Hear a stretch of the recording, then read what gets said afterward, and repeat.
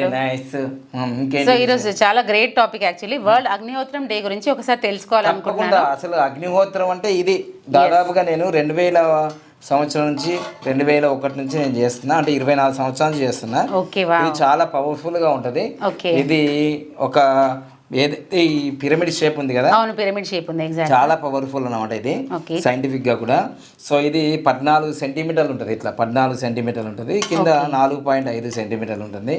ఇట్లా ఇది రాగి పాత్ర.